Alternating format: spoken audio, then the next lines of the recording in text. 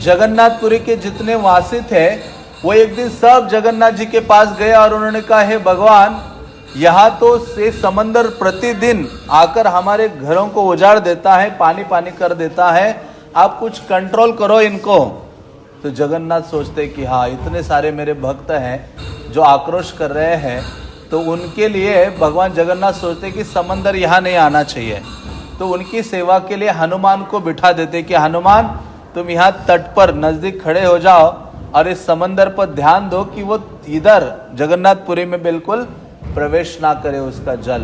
तो हनुमान खड़े रहे और वो सेवा करते रहे। जैसे जैसे वो सेवा कर रहे थे, प्रभु वो उन भक्तों को भी बोला ना, गोविंद प्रेम प्रभु और वो सब है ना। तो जैसे जैसे वो सेवा कर रहे थे तो उस समय देखा कि रोज यहाँ जगन्नाथ का प्रसाद पा के हनुमान जी थक गए, क्योंकि वो नॉर्थ इंडिया में रहते हैं और वहाँ चावल नहीं खाते लोग, वहाँ चपाती खाते, परोठे खाते। हनुमान को यहाँ चावल की आदत नहीं थी। रोज देखो जगन्नाथ का प्रसाद, चावल चावल चावल। हनुमान जी परेशान हो गए। उनको कहा की याद आ रही थी, अयोध्या की याद आ रही थी, और अयोध्या में वो बूंदी के लड्डू की याद आ रही थी यहाँ सेवा करते करते। तो हनुमान जी ने सोचा अभी क्या करूं। तो हनुमान जी वहां से निकल गए। एक दिन क्या हो गया, रात्रि में पूरा समंदर आ गया, सबके घर जलमग्न हो गए। जैसे जलमग्न हो गए, सारे लोग आ गए जगन्नाथ के पास उनको कंप्लेंट करने के लिए कि हे जगन्नाथ, फिर से ये समंदर आ गया, हमारे घरों को उद्ध्वस्त कर दिया, घर में जल आदि हो गया, आप कुछ करो। तो उन्होंने कहा मैंने हनुमान को सेवा दी थी। भक्तों को कहा जा हनुमान है क्या वहां देखो। तो हनुमान तो वहां से गायब। तो हनुमान गायब। हनुमान कहाँ पहुंचे थे? अयोध्या, और लड्डू खाने के लिए पहुंचे थे। तो हनुमान जब वहां पहुंचे और वापस आ गए तो भगवान जगन्नाथ ने बुलाया, हनुमान इधर आ जाओ। तो कहा तुम्हें सेवा देते और तुम गायब हो गए। उन्होंने कहा प्रभु क्या करो, आपके प्रसादम में केवल चावल होता है, कितने दिन भात खा के रहूं मैं, हाँ मुझे कुछ और चीजें मिलनी चाहिए। तो जगन्नाथ जी ऑर्डर देते अपने सेवकों को कि आज से मेरे भोगा में बूंदी के लड्डू बना के मुझे अर्पित करो, और ये कौन खाएगा? हनुमान खाएंगे। तो आज भी आप जाओगे तो छोटे छोटे पीले लड्डू यहाँ अवेलेबल हैं। तो जितने भी वैरायटीज है ना जगन्नाथ प्रसाद की, वो सब वैरायटीज के पीछे कुछ ना कुछ स्टोरी है। हाँ, तो इस प्रकार से फिर ये लड्डू ऐड हो गया। फिर ये खाजा का स्टोरी तो आप जानते ही है। ये खाजा का नाम इसलिए पड़ा क्योंकि भगवान जगन्नाथ एक बार ऐसे ध्यान मग्न थे तो और उनको बहुत, क्योंकि जगन्नाथ खाने में बहुत उनको प्रियता है, उनको बहुत अच्छा लगता है व्यंजनों को खाना, क्योंकि वो द्वारका में 16,108 रानियों के घर में खाते थे। फिर उनकी एक माँ नहीं थी, वसुदेव की कई माताएं थी, कई वाइफ्स थी, उनके यहाँ भी भोजन करते थे। तो वैसे ही द्वारका नाथ है, ये जो जगन्नाथ है द्वारका से यहाँ आए हैं। तो ऐसे इंद्रद्युम्न ने कहा था कि आपकी उंगलियां हमेशा गीली रहनी चाहिए, उसका अर्थ है कि आपको पूरे दिन खाते रहना चाहिए। तो ऐसे भगवान जगन्नाथ ने एक दिन सोचा कि मुझे नया कुछ खाने का मन कर रहा है, जैसे हमारा मन करता है ना कब तक चावल खाते रहो, हाँ मधुसुंदर प्रभु के साथ। तो फिर उनको लगा कि अभी क्या खाओ। तो एक रेसिपी या उनको दिमाग में आ गई जगन्नाथ के मन में। वो रेसिपी, बाहर एक भक्त था और वो भी मुस्लिम भक्त था, उसको सपने में जाके उन्होंने आदेश दिया कि ये रेसिपी है, आटे से बनाना है, घी वगैरह यूज करना है, जो भी स्वीट गुड़ जो भी यूज करना है, और उसको बनाने के बाद फ्राई करके फिर स्वीट के पाक में डाल देना है। तो ऐसे जब किया उस भक्त ने, उसको सपना में सब भगवान ने बता दिया, सिखा दिया, और उसने सुबह उठ के सब तैयारियां आदि कर दी और फिर पतीले में फ्राई वगैरह किया और पाक में डाला ना स्वीट के, और अपने चम्मच से ऐसे वो उठा ही रहा था। तो ऐसे कहा जाता है, इस स्टोरी की दो चीजें हैं कि भगवान जगन्नाथ एक डॉग बन के आए, ऐसा कहते हैं, और आकर सीधा वो निकाल ही रहा था तो उसको उठा के खा लिया भगवान ने। और दूसरा एक स्टोरी में वर्णन आता है कि भगवान जगन्नाथ आते हैं और प्रकट होकर जैसे वो ऐसे अपने कढ़ाई से निकाल रहा था, चम्मच से ऐसे ऊपर किया ही जगन्नाथ ने पकड़ा और तुरंत अपने मुंह में डाला। इसलिए उसको कहते खा जा, मतलब दिखने मात्र से क्या करना है, उसको खा लेना है, उसको बिल्कुल टाइम नहीं लगाना है। मतलब ये जगन्नाथ जल्दी से खा गए ना उसको, इसलिए उसका नाम क्या पड़ा, खा जा। हाँ, कितना सरल है। ऐसी बहुत सारी चीजें हैं, भगवान का बहुत सुंदर सुंदर व्यंजन है। एक 56 भोग, एक पाउडर सा मिलता है वहाँ, बहुत महंगा होता है, लेकिन थोड़ा सा भी ले लेते तो उसमें सारे 56 व्यंजन होते हैं, जो बहुत पूरा घी से वो होता है, लथपथ होता है। और वो एक बड़े वाले उसमें रखते वो लोग, थोड़ा थोड़ा देते, मानो 20 रुपए का, 50 रुपए का। तो उसमें सारे 56 भोगा जितने हैं ना, उसका वो मिलन है। 56 भोग भगवान के सारे भोगा आप वो प्राप्त करते हो। तो ऐसी कई सारी चीज़ें हैं जगन्नाथ के बारे में, लेकिन हम अभी सिद्ध बकुल में हैं, तो श्रीला हरिदास ठाकुर के बारे में सुनते हैं और फिर आगे हम निकल पड़ेंगे। तो जैसे मैंने कहा था ये सब भक्तों को कि नामाचार्य हरिदास ठाकुर नवद्वीप में चैतन्य महाप्रभु जब निकले, तो वहाँ चैतन्य महाप्रभु शांतिपुर से निकले, तो हरिदास ठाकुर उनके पीछे लगे। हरिदास ठाकुर ने कहा, हे चैतन्य देव, आप मुझे लेकर चलो अपने साथ। तो चैतन्य महाप्रभु ने कहा कि अभी आपके साथ, मेरे साथ आपको नहीं ले जा सकता, आप क्या करो, बाकी भक्तों के साथ आ जाना। तो ऐसे जब उनको बोला, तो चैतन्य महाप्रभु जगन्नाथपुरी आए और कालांतर में नवद्वीप के सारे भक्त एक बड़ा ग्रुप बनाकर यहाँ आ गए। जैसे ही भक्त लोग यहाँ आए और चैतन्य महाप्रभु को गंभीरा में मिले, चैतन्य महाप्रभु सभी भक्तों से मिले। सभी को मिलने के बावजूद भी चैतन्य महाप्रभु के हृदय में एक भक्त के लिए बहुत आकर्षण था, और वो भक्त कौन थे, हरिदास ठाकुर। चैतन्य महाप्रभु ने सभी भक्तों को बोला, अद्वैत आचार्य आदि को, कि हरिदास कहाँ है। तो उन्होंने कहा, हरिदास प्रभु देखो, वहां रास्ता देखो दूर, अब वहां बड़े रास्ते में, अच्छा प्रसाद का नाम लेते खाजा प्रकट हो गया, हरि बोल। तो जैसे ही महाप्रभु ने पूछा हरिदास कहाँ है, तो भक्तों ने कहा, देखिए वो रास्ता दिखाई दे रहा है आपको दूर, बड़ा दांड, जो मेन रोड है ना, उसको ग्रैंड रोड कहते हैं, तो उसको कहा जाता है यहाँ बड़ा दांड। तो जगन्नाथपुरी में सब कुछ बड़ा है। मंदिर को भी क्या बोलते हैं, बड़ा देउल, मराठी में देउल कहते हैं या उड़िया में देउल कहते हैं, तो बड़ा देउल कहते हैं। और प्रसाद को भी क्या बोलते हैं, महाप्रसाद। दीप को भी बोलते हैं महादीप। भगवान को भी बोलते हैं महाभाव, इतनी बड़ी भुजाएं हैं। और उनके रथ भी क्या है, बड़े बड़े हैं। और उनकी आंखें भी क्या है, जगन्नाथ की बड़ी बड़ी है। तो सब कुछ बड़ा है। इसलिए जो बड़े हृदय का होता है उसको महात्मा कहते हैं, और जो संकुचित हृदय का होता है उसको क्या कहते हैं, दुरात्मा कहते हैं। तो भगवान जगन्नाथ बहुत दयालु है, करुणा के मूर्तिमान स्वरूप हैं। तो ऐसे उस रोड में हरिदास ठाकुर ऐसे दंडवत की मुद्रा में थे। चैतन्य महाप्रभु भक्तों ने जैसे बोला, चैतन्य महाप्रभु सभी के बीच में से उठ गए और चले गए वहां हरिदास ठाकुर के पास। वो बहुत प्रेम करते थे हरिदास ठाकुर के से। क्यों? क्योंकि वो निरंतर क्या करते थे, हरे कृष्णा कृष्णा कृष्णा हरे हरे, हरे राम राम राम, निरंतर भगवान के नामों का उच्चारण करते थे।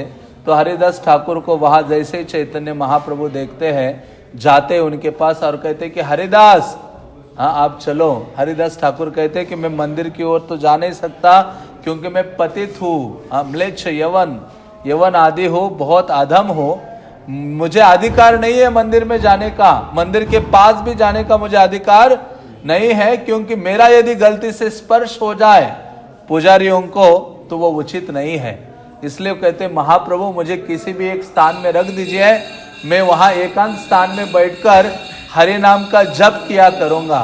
तो चैतन्य महाप्रभु ने तुरंत हरिदास का आलिंगन करते हुए अपने साथ लेके आए, और तुरंत जो सेवक थे, मैनेजर थे राजा के, उनको बुलाया, सारम भट्टाचार्य को बुलाया और चैतन्य महाप्रभु ने कहा कि मुझे एक ऐसा स्थान दो, गंभीरा के नजदीक एक गार्डन में एक मुझे स्थान दे दो जहां मैं रहकर एकांत में भजन कर सकूं। तो उन्होंने कहा कि प्रभु गंभीरा के पास एक गार्डन है और उस गार्डन में एक कुटिया है, आप वो स्थान बहुत उचित है, वो आप लीजिए और वहां निवास कीजिए। तो चैतन्य महाप्रभु ने फिर हरिदास ठाकुर को ये स्थान दिया। हरिदास ठाकुर यहाँ बैठकर हरिनाम लेते थे। चैतन्य महाप्रभु ने कहा, हरिदास तुम क्या करो, यहाँ निवास करो और निरंतर कृष्ण नाम का उच्चारण करो और यहाँ से ये नील चक्र को देखो, भगवान का जो नील चक्र है, और यहाँ तुम निरंतर हरि नाम लेते रहो, मैं प्रतिदिन तुम्हारे लिए प्रसाद लेके आऊंगा। तो ऐसे महाप्रभु ने कहा। तो क्योंकि जगन्नाथ का दर्शन और नील चक्र का दर्शन एक प्रकार से अभिन्न है, तो हरिदास ठाकुर ये कभी मंदिर के अंदर प्रवेश नहीं किए हैं, यहाँ से ही वो दर्शन किया करते थे। तो ऐसे हरिदास ठाकुर यहाँ रहे और चैतन्य महाप्रभु का प्रतिदिन का नियम था, चैतन्य महाप्रभु सुबह उठकर समंदर स्नान के लिए जाते थे और आकर जगन्नाथ का दर्शन करते थे अपने भक्तों के साथ। जगन्नाथ का पूरा दर्शन करने के पश्चात चैतन्य महाप्रभु प्रसाद को लेकर यहाँ आते थे हरिदास ठाकुर के लिए अपने हाथ से। हाँ, प्रभुपाद कहते जो भगवान की भक्ति करेगा अनन्य भावना से, कृष्ण सारे उसका देखभाल करते सब प्रकार से। तो चैतन्य महाप्रभु प्रतिदिन आते थे और कई ऐसी लीलाएं हैं। एक भी दिन ऐसा नहीं था कि महाप्रभु हरिदास ठाकुर को मिलने के लिए न आए हो। तो जब एक बार रूप गोस्वामी वहां से आए, नवद्वीप से, वृंदावन से आए, तो रूप गोस्वामी, सनातन गोस्वामी जब भी आते थे जगन्नाथपुरी, तो वो सदैव हरिदास ठाकुर के साथ यहाँ ही निवास करते थे, क्योंकि उनको भी जगन्नाथ मंदिर में प्रवेश नहीं था। इतने महान भक्त थे लेकिन फिर भी वो कभी प्रवेश नहीं किए, उनको प्रवेश वर्जित था। तो एक बार जब रूप गोस्वामी यहाँ थे तो रूप गोस्वामी ने लिख रहे थे, एक ग्रंथ लिख रहे थे। तो चैतन्य महाप्रभु आए, हरिदास ठाकुर बैठे थे। तो चैतन्य महाप्रभु आकर कहते, रूप गोस्वामी क्या लिख रहे हो तुम? तो रूप गोस्वामी कहते, प्रभु ये ग्रंथ लिख रहा हूँ।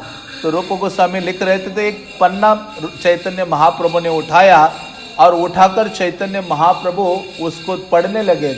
तो चैतन्य महाप्रभु ने वो श्लोक पढ़ा, तुंडे तांडविनीम, वो जो श्लोक है जिसमें नाम की महिमा का वर्णन किया है रूप गोस्वामी ने। ऐसी नाम का महिमा की रूप गोस्वामी कहते हैं कि हे कृष्णा, आपका नाम इतना मधुरतम है कि इसका पूरा आस्वादन करने के लिए मुझे हजारों मुख चाहिए, मतलब, और लाखों जब जीवा से मैं उच्चारण करूंगा तो करोड़ों कान चाहिए, उसके द्वारा मैं सुनूंगा और तभी नाम को मैं आस्वादन कर पाऊंगा। तो ये महाप्रभु ने कहा, अरे कितना नाम का महिमा इन्होंने वर्णित किया है कि नाम इतना अमृत के समान है। तो रूप गोस्वामी की वो प्रशंसा करते हैं चैतन्य महाप्रभु। तो ऐसे दिन बीतते हैं और एक बार मैं संक्षिप्त में ही वर्णन करता हूँ। एक बार चैतन्य महाप्रभु आए नहीं। चैतन्य महाप्रभु ने अपने जो सेवक है गोविंद को भेजा प्रसाद लेकर, और गोविंद प्रसाद लेकर यहाँ आते हैं। और गोविंद जैसे आए तो हरिदास ठाकुर काफी वृद्ध हो गए थे। हरिदास ठाकुर लेटकर अपना हरि नाम का उच्चारण कर रहे थे अनन्य भावना से। और जैसे गोविंद आए, गोविंद ने कहा, ठाकुर हरिदास, आपके लिए महाप्रभु ने प्रसाद भेजा है, आप इस प्रसाद को स्वीकार कीजिए। तो हरिदास ठाकुर कहते हैं कि मैं कैसे प्रसाद को स्वीकार कर सकता हूँ, क्योंकि उनका क्या पूरा नहीं हुआ था। उन्होंने कहा मेरी माला पूरी नहीं हुई है। तो उन्होंने सोचा मैं प्रसाद को पाने का अधिकारी नहीं हूँ। लेकिन फिर भी दूसरा विचार उनके मन में आया कि जो प्रसाद है उसको कभी इंतजार नहीं करवाना है, उसको स्वीकार कर लेना चाहिए, क्योंकि प्रसाद और कृष्ण में कोई अंतर नहीं है। तो हरिदास ठाकुर थोड़ा उसको स्वीकार करते हैं, प्रणाम करते हैं और फिर से अपना हरि नाम करना शुरू करते हैं। तो इन्होंने कहा मेरा स्वास्थ्य ठीक नहीं है। तो दूसरे दिन चैतन्य महाप्रभु स्वयं आ जाते हैं। चैतन्य महाप्रभु आते और हरिदास ठाकुर को मिलते हैं। हरिदास ठाकुर को कहते हैं कि आपको क्या बीमारी हो गई है। हरिदास ठाकुर कहते हैं कि मेरा जो मन है और बुद्धि है वो स्वस्थ नहीं है, और एक बीमारी क्या है, मेरी संख्या मालाओं की पूरी नहीं होती है। तो प्रभुपाद उस श्लोक के तात्पर्य में लिखते हैं, यदि कोई भक्त की 16 माला पूरी नहीं होती, तो समझ लेना चाहिए कि उसका आध्यात्मिक जीवन बीमारी की दशा से गुजर रहा है, ऐसे प्रभुपाद लिखते हैं। तो इस प्रकार से जब चैतन्य महाप्रभु उनको कहने लगे कि मेरा मन और बुद्धि ठीक नहीं है और मेरा नाम की जो संख्या है वो पूरी नहीं हो रही है, तो चैतन्य महाप्रभु कहते आप तुम तो नामाचार्य हो, तुम तो सिद्ध भक्त हो, तुम्हें ये संख्या पूर्वक नाम करने की आवश्यकता नहीं है, तुम्हारे जीवा में तो सदैव कृष्ण नाम स्फुरित होता है, उच्चारण करते रहते हो। लेकिन फिर भी हरिदास ठाकुर हमें ये अपने आचरण से सिखाते हैं कि मृत्यु के अंत तक व्यक्ति को क्या करना चाहिए, संख्या पूर्वक नाम को छोड़ना नहीं चाहिए। इसलिए षड गोस्वामी अष्टकम में भी वर्णन आता है, संख्या पूर्वक नाम गान नति भी। ये 6 गोस्वामी थे, वे संख्या पूर्वक नाम करते थे और नति भी मीन्स प्रणाम भी करते थे। रघुनाथ दास गोस्वामी के बारे में हम पढ़ते हैं। तो इस प्रकार से महाप्रभु ने उनको कहा, लेकिन फिर हरिदास ठाकुर कहते कि प्रभु मुझे पता चला है कि आप शीघ्र ही इस संसार से आप प्रकट होने वाले हैं, और मैं नहीं चाहता कि आप मेरे आंखों के समक्ष आप प्रकट हो जाएं। आपके वियोग को मैं सहन नहीं कर पाऊंगा, कृपा करके क्या कीजिए, कल आप आ जाइए और मेरी ये इच्छा है उसकी पूर्ति कीजिए कि मैं इस देह को त्याग करना चाहता हूँ जल्दी ही, और वो भी कैसे, आपके मुख कमल को देखना चाहता हूँ, आपके चरण कमल को अपने हृदय में धारण करना चाहता हो, और अपने जीवा से श्री कृष्ण चैतन्य नाम का उच्चारण करके इस प्राण को त्याग करना चाहता हूँ। ऐसा निवेदन चैतन्य महाप्रभु ने उस दिन चैतन्य महाप्रभु के चरणों में रखा। चैतन्य महाप्रभु कहते कि देखो, मैं तो कंट्रोलर नहीं हूँ, कृष्ण कंट्रोलर है, और कृष्ण सदैव अपने भक्त के वश में होते हैं, और तुम्हारे जैसे महान भक्त ने इच्छा व्यक्त की है तो निश्चित रूप से कृष्ण क्या करेंगे, इसकी पूर्ति करेंगे। तो चैतन्य महाप्रभु चले जाते हैं। फिर दूसरे दिन चैतन्य महाप्रभु आते, सुबह सुबह अकेले नहीं आते, जितने भी यहाँ जगन्नाथपुरी में महाप्रभु के भक्त थे, रामानंद राय, स्वरूप दामोदर, परमानंद पुरी, ब्रह्मानंद भारती, गदाधर पंडित, और सब भक्तों को चैतन्य महाप्रभु ले आते हैं, और सारे भक्तों को लाकर चैतन्य महाप्रभु कहते कीर्तन करो। सारे भक्त यहाँ राउंड बनाकर कीर्तन करने लगते हैं, और हरिदास ठाकुर एक स्थान में लेटे हुए थे, और हरिदास ठाकुर कहते कि प्रभु आप नजदीक आ जाइए, और चैतन्य महाप्रभु के पास, हरिदास ठाकुर के पास चैतन्य महाप्रभु आते हैं, और जैसे ही महाप्रभु आ गए तो चैतन्य महाप्रभु कहने लगे कि ये हरिदास, कृष्ण ने तुम्हारे जैसे भक्त का संग मुझे दिया है, और अब तुम जल्दी जाने की सोच रहे हो, मुझे सबसे अधिक दुख हो रहा है। और हरिदास ठाकुर इतने विनम्र थे, हरिदास ठाकुर कहते हैं प्रभु, इस संसार में एक पिप्पलिका, बंगला में पिप्पलिका मतलब एक चींटी मर जाए तो कौन विचार करता है। अभी हम यहाँ से गुजरते हुए कितने चींटियों को मारा होगा, कभी हम सोचे कोई चींटी मरी होगी, या किसी चींटी को यहाँ बैठे बैठे मरते हुए देखा तो विचार आया कि अरे आज एक चींटी मर गई, ये हो गया, वो कभी सोचते ही नहीं।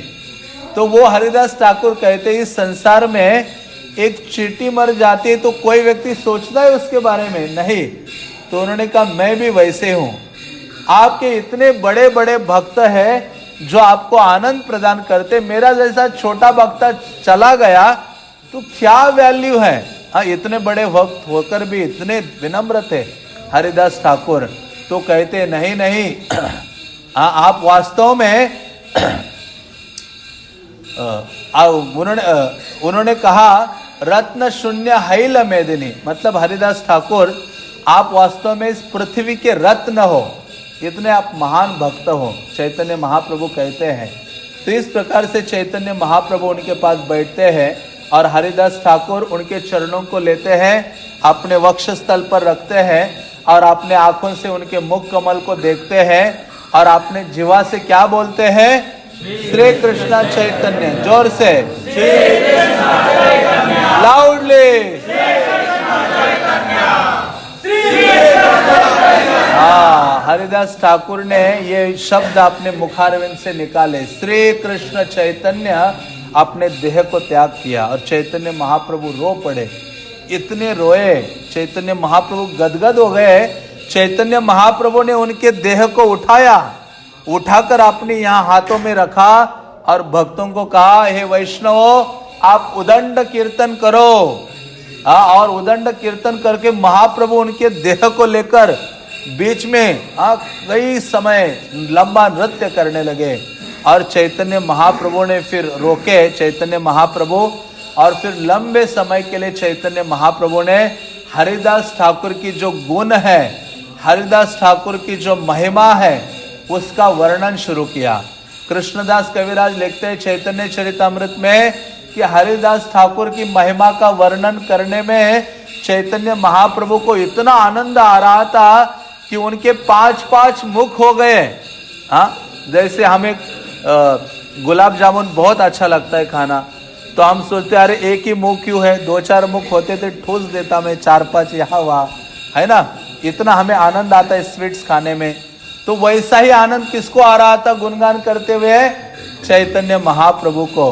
तो चैतन्य महाप्रभु ने गुणगान किया और फिर उन्होंने कहा, फिर क्या किया? चैतन्य महाप्रभु ने सारे भक्तों के समेत नृत्य आदि करते हुए उनके शरीर को एक विमान मीन्स एक पालकी जैसा बनाकर उसमें ले गए और ले जाकर समंदर में स्नान कराया। सर्वप्रथम महाप्रभु ने पर्सनली स्नान कराया अपने हाथों से, सब भक्तों ने स्नान कराया और वहां ही समंदर के पास ही स्थान में एक समाधिस्थ किया। उनका वर्णन आता है कि जगन्नाथ ने इस्तेमाल किए हुए वस्त्र है, रस्सी है, चंदन है, विविध प्रकार के प्रसाद आदि है, ये सब उस समाधि में डाले और हरिदास ठाकुर को समाधिस्थ किया। और फिर चैतन्य महाप्रभु ने क्या किया? उस समाधि का परिक्रमा आदि किया और चैतन्य महाप्रभु आनंदित थे। क्योंकि भक्त का आविर्भाव और तिरोभाव ये दोनों भी दिव्य हैं और आनंद प्रदान करने वाले हैं। इस संसार से भक्त वैष्णव अप्रकट भी हो जाता है तो एक प्रकार से दिव्यता है कि वो भगवान के नित्य लीला में प्रवेश होने वाला है और वहाँ भगवान के सहचर्य में अपनी लीलाओं को आगे करेगा। तो चैतन्य महाप्रभु ने समाधि देने के पश्चात महाप्रभु दौड़ने लगे। चैतन्य महाप्रभु सीधा सिंह द्वार में आए। सिंह द्वार में आकर चैतन्य महाप्रभु ने अपना ऊपरी वस्त्र निकाले, उत्तरिया, और उत्तरिया वस्त्र निकालकर जितने भी शॉपकीपर्स थे उनके पास जाकर कहा कि आज हरिदास ठाकुर का विजय उत्सव है। कौन सा उत्सव है? विजय उत्सव। मृत्यु पर भी विजय प्राप्त कर ली। जब उन्होंने शरीर छोड़ा था ना भगवान चैतन्य को देखकर, तो भक्तों को भीष्म का स्मरण हुआ था, जितने भक्त यहाँ खड़े थे, क्योंकि भीष्म ने भी भगवान कृष्ण के मुख चंद्र को देखकर अपने देह का त्याग किया था कुरुक्षेत्र के युद्ध स्थल पर। तो उसी प्रकार से हरिदास ठाकुर ने भी किया। तो महाप्रभु जब सिंह द्वार में पहुंचे, वहां जितने भी शॉपकीपर्स थे उनके पास गए, अपना वस्त्र फैलाया। उन्होंने कहा आज हरिदास ठाकुर का विजय उत्सव है, आप सब क्या करो, इसमें प्रसाद दो। तो ये सब भक्तों ने देखा। तो विशेष रूप से स्वरूप दामोदर आदि ने देखा कि महाप्रभु स्वयं हरिदास ठाकुर के लिए प्रसाद मांग रहे हैं। तो उन्होंने कहा नहीं नहीं, आप क्या कीजिए, आप छोड़ दीजिए, हम पूरा टोकरिया भर भर के प्रसाद ले आएंगे। फिर इस स्थान में फिर उन भक्तों ने बहुत सारी टोकरिया इतनी बड़ी भर भर के जगन्नाथ का प्रसाद ले आए। चैतन्य महाप्रभु ने सारे भक्तों को बिठाया और महाप्रभु ने पर्सनली आज के दिन क्या किया था, यहाँ सब भक्तों को प्रसाद सर्व किया। जैसे मैं भक्तों को उस दिन कह रहा था कि महाप्रभु इतने 7 फुट के थे ऊंचे, तो उनका हाथ भी बहुत बड़ा था। तो महाप्रभु भक्तों को बिठाकर पर्सनली सर्व कर रहे थे जगन्नाथ प्रसाद। अपने हाथ से सर्व कर रहे थे, और इतना एक एक मुष्टि डालो तो खाना मतलब खत्म करना मुश्किल था। महाप्रभु 5-5 डाल रहे थे उस दिन, मानो कोई पहाड़ी हर एक के सामने रखा हो, और भक्त देखकर चकित हो रहे थे। और सबको महाप्रभु ने वितरण किया, लेकिन कोई भक्त प्रसाद ग्रहण करना शुरू नहीं कर रहा था। फिर सबने कहा कि महाप्रभु आप बैठ जाइए। स्वरूप दामोदर उनका हाथ पकड़कर उनको परमानंद पुरी ब्रह्मानंद भारती के साथ बिठा देते हैं, और फिर प्रसाद ग्रहण करते। जैसे प्रसाद ग्रहण किया तो चैतन्य महाप्रभु ने कहा, एक घोषणा की, बल्कि जब उनका स्नान करवाया था समंदर में, तो महाप्रभु ने वहां भी घोषणा की थी कि ये जो समंदर है आज महातीर्थ हो गया है। जो भी व्यक्ति यहाँ आकर स्नान करेगा वो कृष्ण के प्रति दिव्य आसक्ति को जागृत करेगा, कृष्ण प्रेम की प्राप्त करेगा। हरि बोल। और फिर महाप्रभु ने यहाँ प्रसाद आदि वितरण करके सब भक्त तुष्ट हो गए। तो महाप्रभु खड़े हो जाते हैं और चैतन्य महाप्रभु कहते हैं, जिस भी व्यक्ति ने हरिदास ठाकुर के इस विजय उत्सव में भाग लिया हो, उनके इस विजय उत्सव में प्रसाद ग्रहण किया हो, या हरिदास ठाकुर की महिमा को यहाँ सुना हो, निश्चित रूप से उस व्यक्ति को कृष्ण का प्रेम प्राप्त हो जाएगा। और वृंदावन दास ठाकुर चैतन्य भागवत में जब हरिदास ठाकुर का वर्णन करते हैं तो वो शुरुआत में ही लिखते हैं, वो लिखते हैं कि जो भी व्यक्ति हरिदास ठाकुर की महिमा को, मैं हरिदास ठाकुर की महिमा वर्णन करने जा रहा हूँ, और जो भी व्यक्ति इसको सुनेगा, वो सीधा लिखते हैं उस व्यक्ति को कृष्ण प्रेम की प्राप्ति हो जाएगी। तो ऐसे है कि ऐसे हरिदास ठाकुर का दिव्य चरित्र है, जिसको हम नित्य रूप से भक्तों के मुखारविंद से रेगुलर प्रवचनों में सुनते रहते हैं। तो हमारा परम सौभाग्य है कि हम यहाँ आए हैं और यहाँ बैठकर उनके गुणों को सुनने का प्रयास कर रहे हैं। तो इस स्थान को सिद्ध बकुल कहा जाता है, क्योंकि आप देखें यहाँ बकुल का वृक्ष है। तो चैतन्य महाप्रभु जब जगन्नाथ मंदिर में जाते थे सुबह सुबह, तो रोज पुजारी उनको माला और कुछ ना कुछ प्रसाद देता था। तो एक दिन चैतन्य महाप्रभु जब जगन्नाथ मंदिर गए, तो चैतन्य महाप्रभु को माला देने के बाद पुजारी ने उनको दातुन प्रदान किया। दातुन मीन्स लकड़ी होती है ना, जो दांत घिसने के लिए, जगन्नाथ के टूथब्रश। तो एक वृक्ष होता है कुंभाटुया, उसका दातुन जगन्नाथ को अर्पित किया जाता है प्रतिदिन। लेकिन उस दिन क्या हो गया, 3 दातुन होते हैं ना, जगन्नाथ के लिए, एक बलदेव के लिए, एक सुभद्रा के लिए। तो पुजारियों ने ये सारी, सुबह जब भगवान को उठाया जगाया जाता है और उनको स्नान कराते हैं, तो उनका टूथब्रश भी किया जाता है जगन्नाथ को। क्योंकि इतना प्रसाद खाते हैं ना, उनको दूसरे दिन शुरू से शुरुआत करना है। तो ब्रशिंग करने के लिए जब देखा कि उन्होंने ऑलरेडी दातुन तोड़ के रखा था, वो स्पेसिफिक ट्री का, वृक्ष का, लेकिन 2 तो थे, लेकिन एक दातुन गायब हो गया था उसमें से। तो अभी कहाँ ढूंढे उस दातुन को? तो भक्तों ने एक बकुल वृक्ष था वहाँ, बकुल का एक थोड़ा छोटा टहनी लेके वो दातुन जगन्नाथ को अर्पित किया पहली बार। तो भगवान जगन्नाथ ने वो बकुल का दातुन स्वीकार किया। और जब पुजारी महाप्रभु आए जगन्नाथ का दर्शन करने, तो पुजारी ने वो दातुन किसको दिया? चैतन्य महाप्रभु को दिया।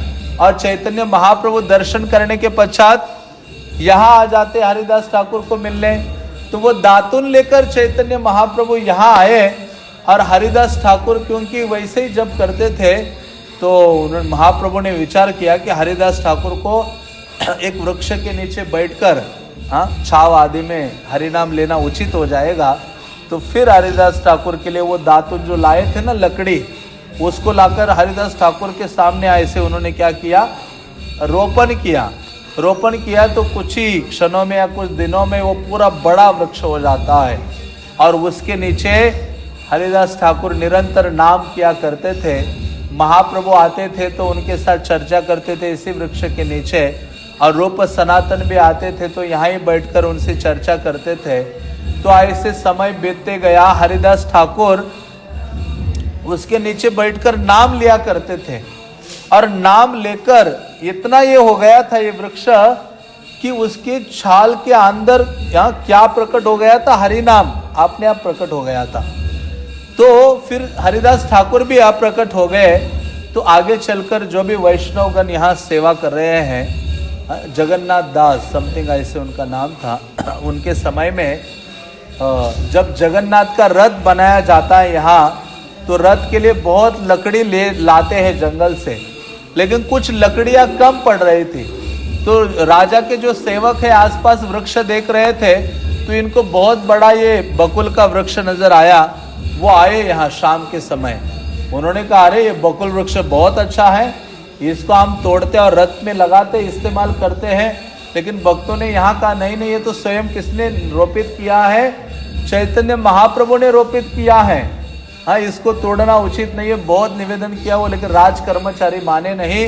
उन्होंने कहा कल सुबह आकर हम इस वृक्ष को क्या करेंगे? तोड़ेंगे और रथ के लिए ले जाएंगे। भक्त लोग प्रार्थना कर रहे थे। तो जब ये राजा के सेवक सुबह आए तो रात में ही ये जो बकल वृक्ष है ये अंदर से बिल्कुल खोखला हो गया, यमटी हो गया अंदर से, बिल्कुल केवल छाल छाल रह गई। जैसे वो आए और उन्होंने देखा कि इस वृक्ष को क्या हो गया है, कि ये क्या हो गया, पूर्ण रूपे ना अंदर से खाली हो गया है। हाँ, तो उन्होंने जाना उचित नहीं माना। तो फिर ये जो वृक्ष है वो गिरा उस समय, और फिर इसको सिद्ध बकुल कहा गया, क्योंकि इसके नीचे ही उन्होंने हरिनाम लिया था, और हरिनाम के प्रभाव से ये जो वृक्ष है जिसके ऊपर अपने आप नाम अंकित हो गया था। तो ये हरिदास ठाकुर की कृपा का एक प्रकार से विस्तार है सिद्ध बकुल। तो भक्त लोग आते हैं कि वृक्ष का भी हरिदास ठाकुर के नामोच्चारण के प्रभाव से उद्धार हो गया। हाँ, तो फिर इससे प्रार्थना करते वृक्ष से भी आकर भक्त लोग, हाँ, कि हे सिद्ध बकुल आप क्या करो, आप सिद्ध हो गए हो हरिदास ठाकुर के संग से, आप मुझे आशीर्वाद दो, कृपा करो कि मेरे अंदर हरिनाम की लेने के लिए कोई भी रुचि या श्रद्धा नहीं है। तो आप क्या करो, थोड़ा सा श्रद्धा या रुचि प्रदान करो, जिसके द्वारा मैं भक्तों के संग में क्या करूँगा, हरि नाम का उच्चारण करूँगा। तो इस प्रकार से भक्त लोग यहाँ आते हैं और हरिदास ठाकुर की कृपा की याचना करते हैं, और साथ ही साथ सिद्ध बकुल से भी प्रार्थना करते हैं। तो आगे चलकर जो वैष्णव हुए थे जगन्नाथ दास, उन्होंने हरिदास ठाकुर के विग्रह की स्थापना की। पहले अलग विग्रह थे, अभी 3-4 साल से ये दूसरे विग्रह फिर से स्थापित किए गए, और फिर यहाँ चैतन्य महाप्रभु, जगन्नाथ और नरसिम्हा आदि के विग्रह हैं जो कालांतर में यहाँ स्थापित किए। सिद्ध बकुल मठ इसे कहा जाता है। और मुझे चैत्र संक्रांति शायद जिस दिन चैतन्य महाप्रभु ने यहाँ रोपित किया था, तो उस दिन यहाँ बड़ा उत्सव मनाया जाता है। हरे कृष्णा कृष्णा कृष्णा हरे हरे, हरे राम राम राम हरे हरे। नामाचार्य हरिदास ठाकुर के, श्री चैतन्य महाप्रभु के, जगन्नाथपुरी धाम के, श्रील प्रभुपाद के, निताय निताय गौर प्रेमानंदे।